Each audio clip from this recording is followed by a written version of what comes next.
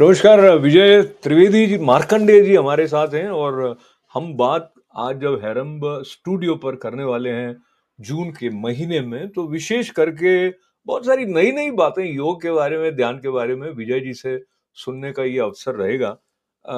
विजय जी आपसे अनुमति मैं लेके बात वहां से प्रारंभ करना चाहता हूँ जहां आपका और योग का संबंध थोड़ा ऐसा प्रगाढ़ होना प्रारंभ हुआ। क्या उम्र थी आपकी उस वक्त? Uh, when I was 34, that is the time, वो समय पे मैंने एक कोर्स किया सिद्ध समाधि योग। मेरे एक दोस्त ने मुझे जबरदस्ती से बोला कि देख, तेरे को तो ये करना ही है। और वो जमाने में 500 rupees was a very big amount. I'm talking about 1994. So that time 500 rupees was not a small amount. I said, man, योग सीखने के लिए 500 रुपया बोलता है, this is priceless. Once you do it, and really मैंने जब किया तो मेरे को मालूम पड़ा कि what I was missing. हाँ, ध्यान और योग कोई ऐसी चीज नहीं है जो हमारे जीवन से कुछ अलग है। जीवन में डुबकी लगाने का नाम ही ध्यान है, योग क्या है। बात है, क्या बात है, क्या बात है। जब तक आप डुबकी नहीं लगाओगे तब तक योग के बारे में आपको कुछ भी सुनना है वो ऑल हाइपोथेटिकल। हाँ, हमारे उसमें बोलते हैं मही पड़या हुए महासुख माने। हाँ, जो अंदर उसमें प्लंज करते हैं उसको ही योग क्या है मालूम पड़ेगा। तो मेरा योग से नाता 34 आई सिंस 1994, दैट इज। ऐसे तो मैं ब्राह्मण कुटुंब का हूँ, तो मेरे सब एंकेस्टर है, वो सब लोग इसमें। मैं एक्चुअली मैं my uncle and my grandfather, they were all in the business of कर्म कांडी, मीन्स ये सब। तो वो लोग तो काफी ऐसे संस्कृत में और ध्यान में, they all used to practice a lot, but formal education उनके पास नहीं था। वो खुद they were doing something fantastic because their face used to talk, but they were not able to explain, transfer the same technology to other people. अच्छा, ये जो आपने सीखा था 34 वर्ष की अवस्था में, उस वक़्त आप अमेरिका में थे या भारत में थे? मैं भारत में था तब। और तब किनसे सीखा I था? was in Ahmedabad, and my whole training, initial training was in Ahmedabad. Then I did a lot of advanced courses that they were in Pune and Bangalore and many other places. तो आप विधिवत जैसे तालीम आपने योग की ली है, अगर वहाँ से आए, शिक्षा प्राप्त करी है, जो कहें, पर योगी बन गए क्या आप? मुझे तो लगता है मैं बन गया हूँ। तो खास हम आपसे यही सीखना चाहते हैं कि योगी बना कैसे जाता है और उसके लिए क्या-क्या ऐसा समझिए कि प्री क्वालिफिकेशंस क्या हैं योगी बनने के लिए?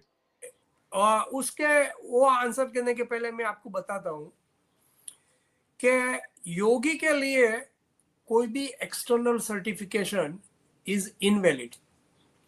योग आप योगी है या आप योगी नहीं है, ओनली यू कैन सर्टिफाई।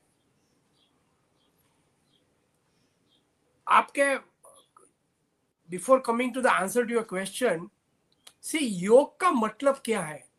अपने आप से जुड़ना।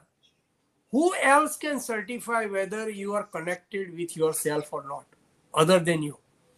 इसके लिए मैं आपको बताता हूँ, योगी का certification, outside certification is not valid at all. That certificate has to come from within you, that are you connected with yourself or not.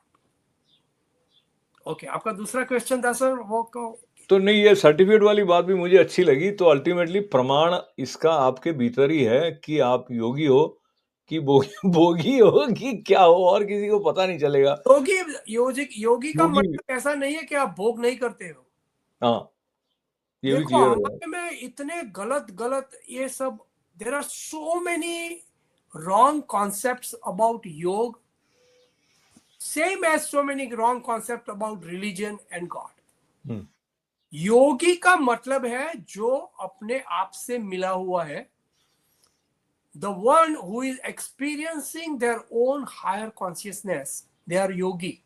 And ultimately योग का मतलब है आत्मा और परमात्मा के साथ जुड़ना और वो स्टेट में हमेशा रहना कि जो आपको हैप्पीनेस और health without any reason which is continuously giving you happiness and health is yoga. There is no reason, there is no rhyme, there is no explanation. You should be happy and healthy for no reason. This is the main quality of yogi. योगी की दूसरी सारी quality आप जो सुनते हो, they are just like icing on the cake. The real thing is you are happy and healthy for no reason, then you are yogi. Whether you are doing meditation, whether you are doing pranayam, whether you are working, whether you are employed, whether you are millionaire, all these things has no relevance with yogi.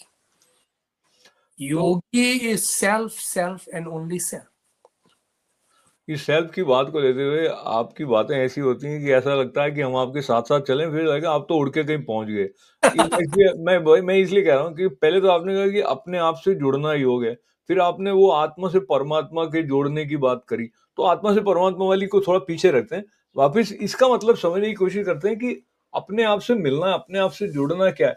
मैं जो दर्शक के रूप में बैठा आपको सुना, मैं कहता हूँ तो मिला हुआ ही हूँ, मुझसे क्या मिलना है? क्या बात कर रहे हैं आप? इसका मतलब क्या है? यही बात है। ये see the deepest question in the life is who we are and have we really, you have seen the whole world and you have not experienced who you are and you didn't meet yourself. What is the fun of the human life, right? So I'll answer that question कि who is self.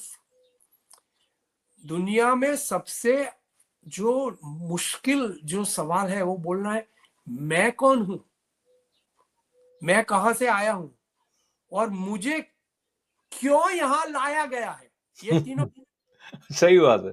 का जवाब दूंगा आपको, right? So the very first thing who I am, there is a beautiful explanation in our scriptures. मैं आनंद स्वरूप हूं।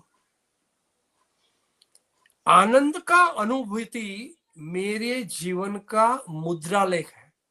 When you are continuously in bliss, you have really met yourself. Not by doing this or by doing that.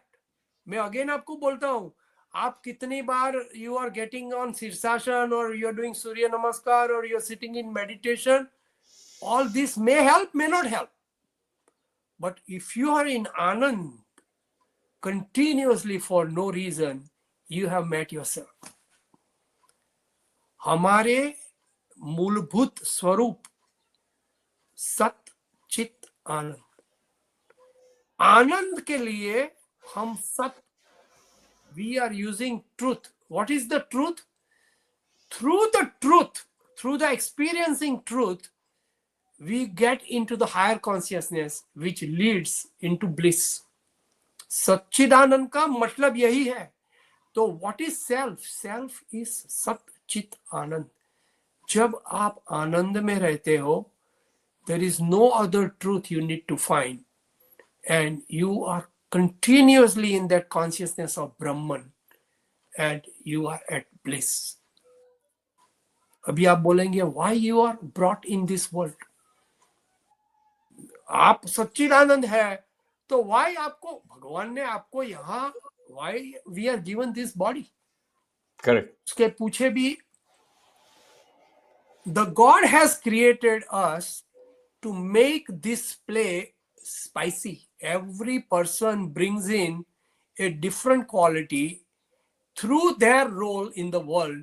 So we are created for a play, not for becoming serious or becoming millionaire or billionaire or becoming. They all may happen, may not happen, but your bliss should not be affected. The purpose of our creation is not about being this or becoming this. It is all about a play.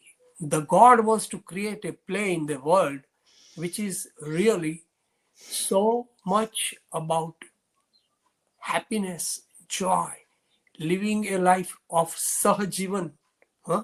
Sayujya. It is all about satsang.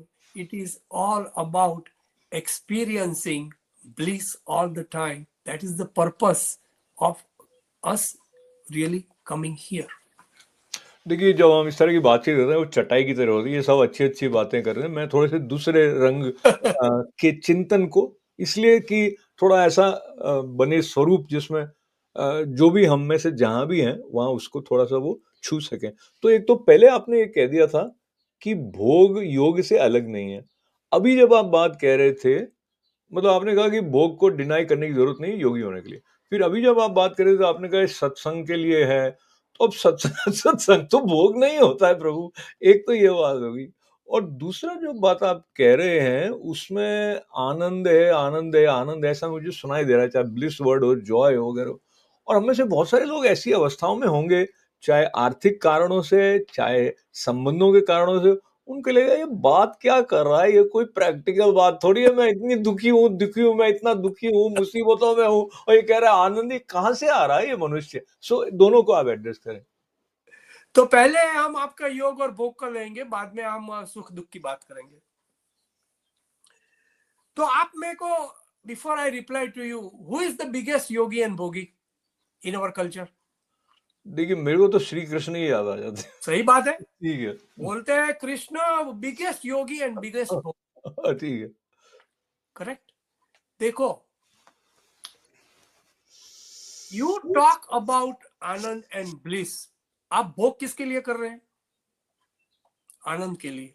How what ever you do about Anand, how it can be wrong when you are doing yoga to experience who you are. Where is the crux? Where is the problem? That I'll tell you. We starting to think that the means of the bhog is giving us the happiness, while happiness is the state of change of mind. मैं जाके I pick up a piece of a sweet, right? And I eat. The first piece, I'm going to be very happy. Second piece, little less. After the third piece, I want to run away. I don't want to get more. If the happiness was in that particular piece, I should be happier and happier and happier and happier the more I eat. But the fact is that particular piece has brought my mind to a balanced state. So I'm experiencing the happiness. So we starting to believing this, that the happiness lies in object, individuals, and situations. That's where bhog is wrong. You lose that awareness. The happiness was only in you. These were only the means to get in a balanced state. So we become the slave of object, individuals, and situations when we start thinking the happiness lies somewhere else, not in us. So bhog there is nothing wrong if you do it with awareness that happiness is within me. What I am doing is out of choice, not out of compulsion. When we do something out of compulsion, thinking that, oh, because I had that piece of cake, I was happy, that is where you lost your awareness. So the difference between yogi and bhogi is only in awareness. One is aware that, okay, I'm consuming this, so I get somewhat okay and happy, but that's what not the happiness is. तो योग और भोग कृष्ण का, आप जब भी जो भी भोग है कृष्ण का, was with full awareness to really उनका जो अंदर का जो स्टेट था ना, how happy and joyful he was, इसके लिए बोलते हैं कृष्ण करे या लीला. लीला means play. That's what I just explained you. We are all created to make a play. We have taken our play so seriously, we think only by winning we can become happy. The play has become unimportant. For us, only winning is happiness. That is where everyone is getting caught. तो Now, इसमें दुख की बात करेंगे. हाँ, तो सुख दुख के बारे में जानने से पहले अब चूंकि आपने कहा कि एवरीबॉडी वांट्स टू विन, तो ये भी तो शिक्षा हमको मिलती है कि जीतने की चाह होनी चाहिए तब जीवन है, वरना क्या जीवन है। तो So let's address that. So we are not telling about that whether you should win or you should lose. What we are telling you, you play the play in the spirit of play, and whatever happens, whether you win or you lose, I'll give you an example. हम सब cricket जानते हैं, right? I play with a small boy, huh, of 6-year-old. So every time he bowls, I hit a sixer. And every time I bowl, he will be clean bowled. Will you be happy in that particular play? You're winning. नहीं हो. The excitement is only when the result of the play is unpredictable. समझते आप? We all want to win before we play, and that is why we are so much in tension while playing that we are not able to play correctly. So it is not about winning or losing. It is about if we are playing with 100% involvement, whatever may be the result, karma phal doesn't matter. The play becomes karma yoga. ऐसा कुछ है नहीं कि philosophy अलग है और life अलग है. Life and philosophy they are part, they go hands in gloves. So winning is not wrong, but playing is more important. But winning, when the result is unpredictable, that's where there is excitement, and that's where, because you were holding, आपका जो अस्तित्व है उसको आपने ऐसे पकड़ के रखा था कि मैं जीतूंगा तो ही खुश होएगा, वो एक्सपेंशन और टेम्पररी एक्सपेंशन होता है. When you really win outside, the mind expands temporarily and you feel happy. तो आपको लगता है happiness is in win. Happiness is not in win. Happiness is in that expansion of the state of the mind, which temporarily feels now I'm relieved, I'm relaxed.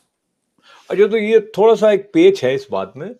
ये माना कि आपकी प्रसन्नता हार जीत पर निर्भर नहीं होनी चाहिए, लेकिन आप पूरा प्रयत्न तभी करोगे जब आप जीतने के लिए प्रयत्न कर रहे होंगे. अगर हारने को आपने समझा कि हारो या जीतो मैं खुश ही रहना हूं, तो हो सकता है आप अपना 100% दो ही नहीं, आपको कि अपने तो खुश ही रहना है. हार गए तो क्या फर्क पड़ता है? So why should I exert myself? If you consider play important, why would you not give your 100%? Got it. Because our focus is on win, we think only we want to win.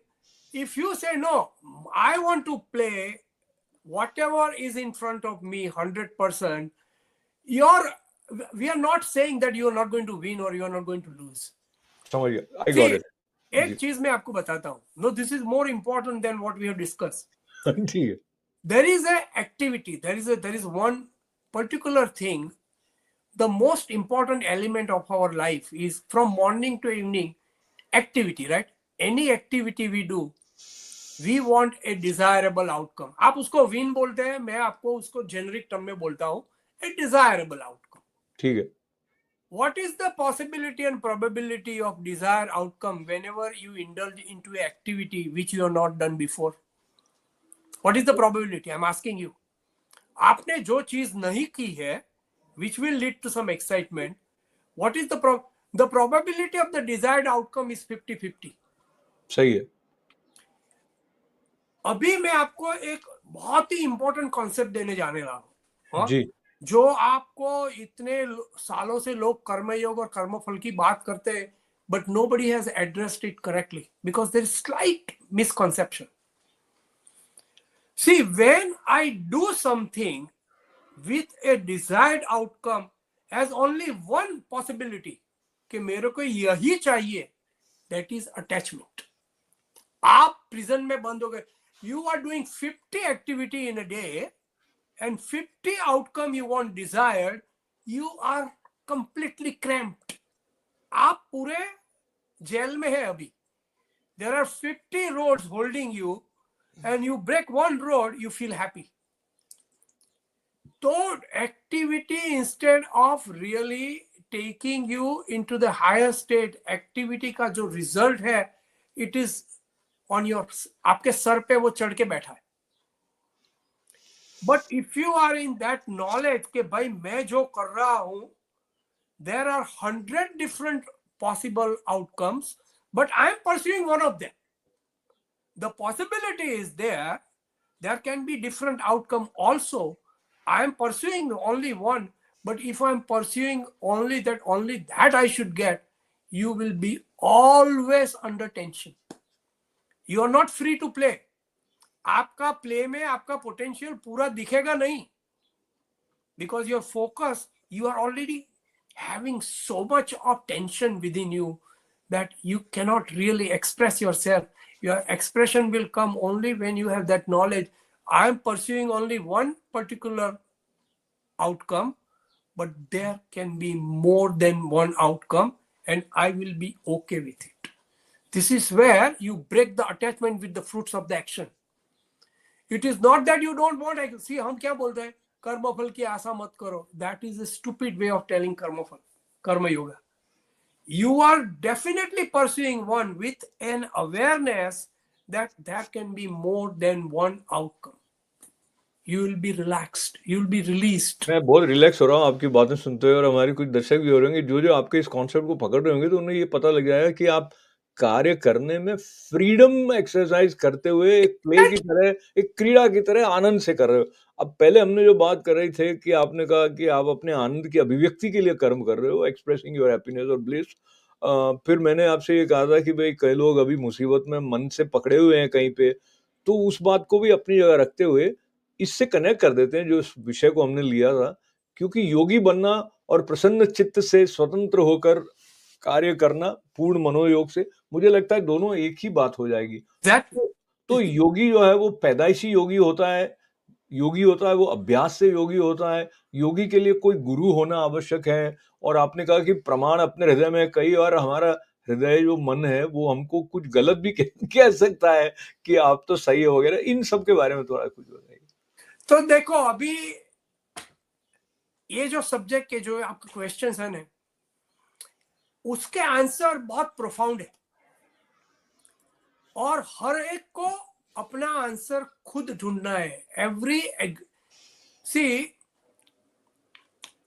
Examination, वो उसका paper बोल रहे, question paper is different, and that's the beauty of God creating different unique existence. Everyone has to go through that particular discovery. आपकी जो journey है उसमें you have to discover the answer yourself. Someone can help you, support you. A guru, a mentor can show you the path, but every path has to be made by a person who himself is traveling on that path. Mm-hmm. There is no set rules ke yogi aap. There are people who are by birth yogi. There are people who grew up to the avatars. There are people whose guru just put the hand on their head, but they are not rules. They are only guidelines and tips. The most important quality for the yogi is inquisitiveness. The अंदर से आपकी जो fire, the desire that I really want to get there, I want to really experience who I am, is the most important thing. The ways you will find only through this particular inquisitiveness. मैंने इसे ताली इसलिए बजाई क्योंकि मुझे अच्छा लगा और अच्छा लगने से एक ये होता है कि जब समापन की तरफ बढ़ते हैं तो तालियां बजना शुरू हो जाता है। तो बातचीत के समापन की तरफ बढ़ने से पहले मैं फिर जहाँ से हमने शुरुआत की थी, आप 34 वर्ष के थे तब से आपने योग सीखना शुरू किया था। अब एक तो व्यक्तिगत सवाल है, तो आप बताइएगा कि अब आपकी उम्र क्या है, और इतने वर्षों में जब आपने एक योगी के रूप में अभ्यास किया, तो जो आपका कर्म क्षेत्र था उसमें आपका योग के साथ ये जो स्पष्टता होना कह दीजिए, या योग के बारे में जानना कह दीजिए, वो उसका आपके कार्य पर क्या असर हुआ? देखो, मेरे लिए of course my age is now, I from 94, now I am in 25, right, to 2025. आप ऐड कर लो. हम मेरी गणित में लगानी पड़ेगी, चलो 25 94 आई वाज 34. हाँ 34. अरे मेरी गणित इतनी स्लो हो जाएगी तो लोग हंसेंगे मेरे ऊपर, इसलिए मैंने आपको पूछ लिया था। फिर भी तो हमने कुछ 31 जोड़ दिए तो 66 अराउंड यू आर. या तो अभी अभी कार्य क्षेत्र की बात करो तो आपको मैं एक नया कॉन्सेप्ट देता हूँ। हाँ, और अगर वो कॉन्सेप्ट पे लोग चले ना तो दुनिया का हर प्रॉब्लम सॉल्व हो जाएगा। अच्छा। देखो, योग है is a journey to unknown. What is known hmm. And what is unknown and what is not knowable, ये तीन चीज हमको समझनी चाहिए। नोन मीन्स जो मैं जानता हूं। What is unknown and can be known is the one which by effort and by particular guidance and by particular training you can get. That can be learned. Right now it is unknown, but you can learn it. And there is a third thing, which is not knowable.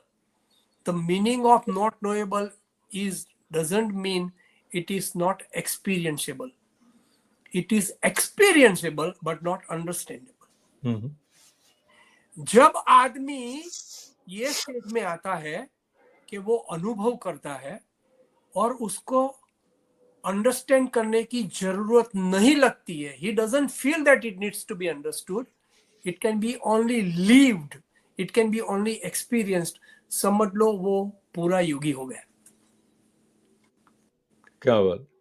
Your curiosity to know is at zero level because you are experiencing something which is beyond the scope of your mind and intellect.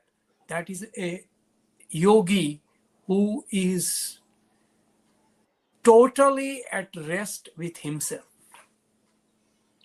अब जो भी वो कर रहा है वो इसके लिए कर रहा है out of choice, there is no. तो मेरा पूरा जो कर्म, मेरा जो प्रोफेशनल कैरियर है, whatever I am doing is out of choice. I don't have to do it because I want this or I want that or this is my goal and this is my profit and this is my कुछ नहीं है। मैं जो भी कर रहा हूं अभी, it is just an expression of who I am. क्या बात है, क्या बात है। I cannot give you a better answer than that. Actually expression of who I M तभी संभव हो सकता है जब थोड़ी बहुत क्लैरिटी कॉन्शियसली हो कि साधना बहुत who I am। जरूरी है जी अशोक भाई।